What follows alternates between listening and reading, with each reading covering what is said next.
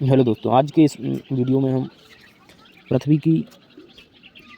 आंतरिक संरचना एवं जो पृथ्वी के अंदर जो हलचल होती है जिसके कारण ये भूकंप और ज्वालामुखी वगैरह आते हैं, उन सब के बारे में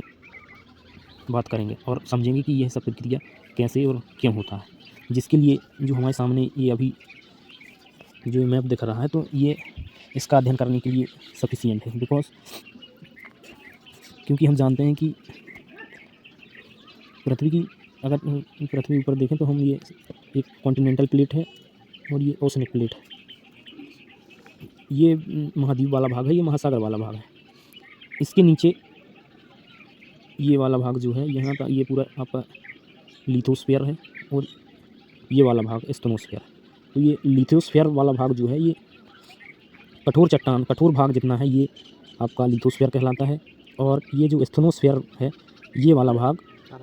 ये तरल अवस्था, ज़्यादा हाँ या तो ज़्यादा कठोर भी नहीं है और ये ज़्यादा लचीला भी नहीं है, मध्यम है। तो इसी स्टेनोस्फीयर के ऊपर जो है आपका लिथोस्फीयर इसी के ऊपर तैर रहा है। ऐसा कहते भी हैं कि स्टेनोस्फीयर के ऊपर लिथोस्फीयर तैर रहा है। तो ये जो मैप में हम देख रहे हैं, ये इनर कोर है, इनर कोर के ऊपर ये वाला आउटर कोर है और ये जो है आपका मेंटल वाला भाग है। तो इसमें ये आपका स्टेनोस्फीयर वाला भाग है। और इसमें क्या होता है कि ये अगर हम ऊपर पृथ्वी की ऊपरी सतह से नीचे जाते हैं तो टेम्परेचर बढ़ता है। तो अगर हम इस वाले भाग में देखें तो यहाँ टेम्परेचर बहुत हाई होता है और यहाँ का जो अवस्था है वो तरल अवस्था होती है। तो इस तरल अवस्था के कारण संवहनीय धाराएँ चलती हैं, जिससे कि अधिक तापमान से धाराएँ कम तापमान की ओर चलती हैं। जो कि आप इस डायग्राम के इस फ्लो से हम देख सकते हैं कि ये नीचे से अधिक तापमान से ऊपर की ओर, कम तापमान की ओर धाराएँ ये चल रही हैं। और यहाँ ये एक फ्लो बना हुआ है पूरा, ये यहाँ भी बना हुआ है, ये ऐसे आ रहा है स्टेनोस्फीयर। तो ये लिथोस्फीयर के निचले भाग से टकरा के ये वापस आती हैं। और इसी से हम ये कह सकते हैं कि ये जहाँ पर तो इन्हीं से प्लेटों के बीच में विस्थापन या फिर पर्वत निर्माणकारी जैसी दशाएं हमें इन्हीं सब के कारण देखने को मिलती हैं। क्योंकि हम देख रहे हैं कि यहाँ से प्लेट, ये वाली धाराएं और ये वाली धाराएं जा रही हैं ऊपर की ओर, लेकिन यहाँ से ये वाली धाराएं इस तरफ डाइवर्ट हो रही हैं, ये इस तरफ। तो ये बीच वाला जो भाग है यहाँ पर इस तरफ, अब हम यहाँ से देखते हैं ये वाला, क्योंकि इस तरफ की प्लेट ये धाराएं जो सामान्य धाराएं हैं वो इस तरफ जा रही हैं और इस तरफ की धाराएं इस तरफ जा रही हैं। तो इससे क्या होगा कि ये जो स्थल का भाग है, ये वाला भाग भी आधा भाग आप देख रहे हैं एरो इस तरफ जाने का बना हुआ है और आधे एरो इस तरफ बने हुए हैं, ताकि तो इससे क्या होगा कि बीच में ये एक दरार घाटी या फिर ये बीच की जो ये लिथोस्फीयर का ऊपरी भाग है, ये यहाँ से बीच से टूटने का प्रयास करेगा। जो कि और इसी के साथ अगर हम वहाँ देखें जहाँ पर ये धाराएँ आपस में टकराती हैं, तो आप देख सकते हैं यहाँ पर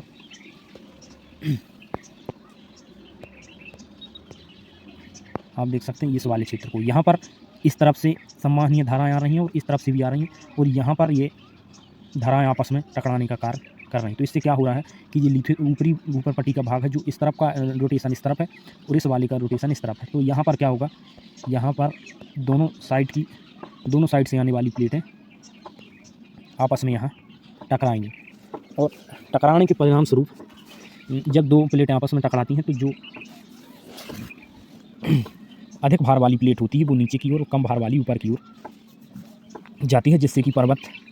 या ट्रेंच या दरार घाटी का निर्माण होता है। जैसा कि हम यहाँ पर भी देख सकते हैं कि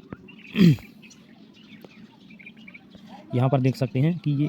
संवहनीय धाराएं जो हैं वो इस रोटेशन में इस तरफ आधी इस तरफ जा रही हैं, आधी इस तरफ जा रही हैं। तो ये जिस दिशा में ये धाराएं जा रही हैं उसी दिशा में ये वाली एरो भी आप यहाँ पर देख सकते हैं और इस तरफ वाली इस तरफ देख सकते हैं। तो इसका मतलब ये है कि इस तरफ का लैंड इस तरफ खिसकने का प्रयास कर रहा है और इस तरफ का लैंड इस तरफ खिसकने का प्रयास कर रहा है। तो इससे क्या हो रहा है, ये बीच वाला क्षेत्र ये बीच से टूटने का प्रयास कर रहा है, यहाँ दरार घाटी का निर्माण। और इसी के अगर हम उस जगह को देखें जहाँ पर दोनों साइड से आने वाली संवहनीय धाराएँ आपस में टकरा रही हैं, तो वहाँ क्या होगा देखते हैं। तो इसी के अनुसार अगर हम यहाँ देखते हैं ये वाले क्षेत्र को, यहाँ पर क्या हो रहा है, यहाँ पर संवहनीय धाराएं इस तरफ से आ रही हैं और इस दिशा से आ रही हैं, यहाँ आपस में टकरा रही हैं। और यहाँ टकराने के परिणाम स्वरूप क्या होगा कि ये भारी प्लेट जो है वो नीचे की ओर खिसक रही है, और ये वाली कम भार वाली प्लेट जो है वो मुड़ रही है। ये वाली प्लेट अंदर की ओर जा रही है और ये वाली प्लेट मुड़ रही है। तो इससे क्या होगा, इससे यह होगा कि जब यहाँ देख सकते हैं, जब अधिक भार वाली प्लेट जब ये अंदर की ओर जाएगी और ये कम भार वाली प्लेट इसे टकराएगी,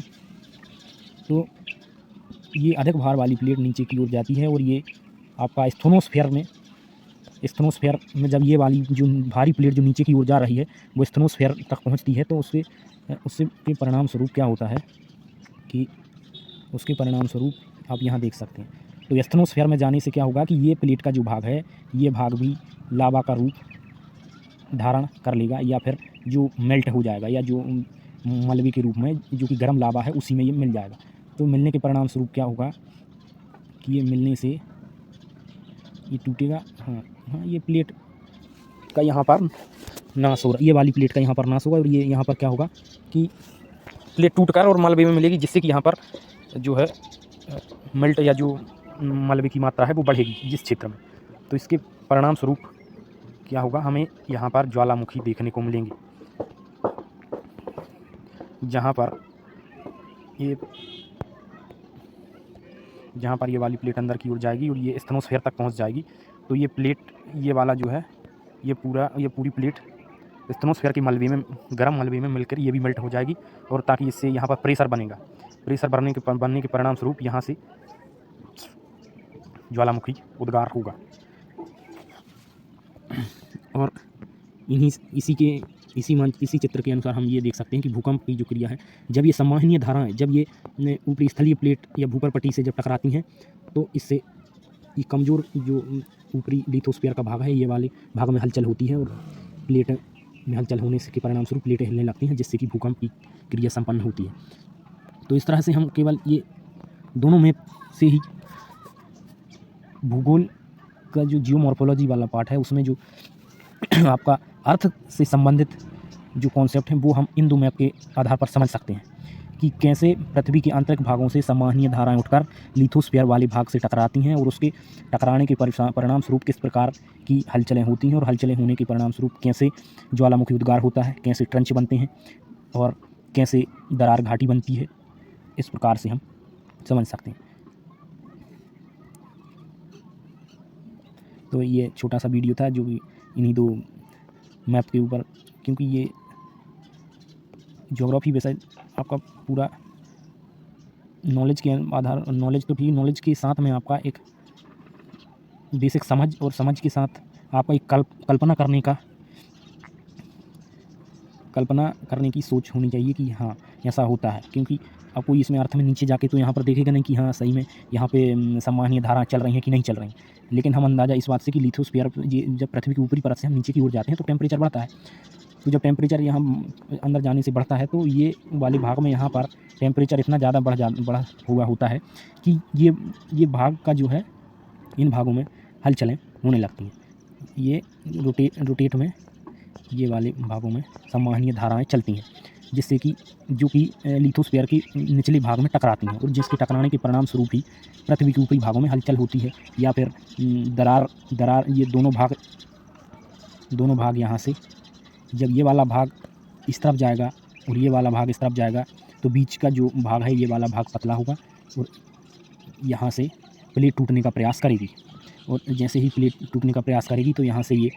स्टेनोस्फीयर का मलबा जो है वो बाहर निकलने का प्रयास करेगा। तो एक छोटा सा वीडियो था जो कि इस मानचित्र के बारे में, ताकि एक बेसिक समझ बन सके। और अगर वीडियो अच्छा लगा हो तो लाइक करें, सब्सक्राइब करें। Thank you for watching.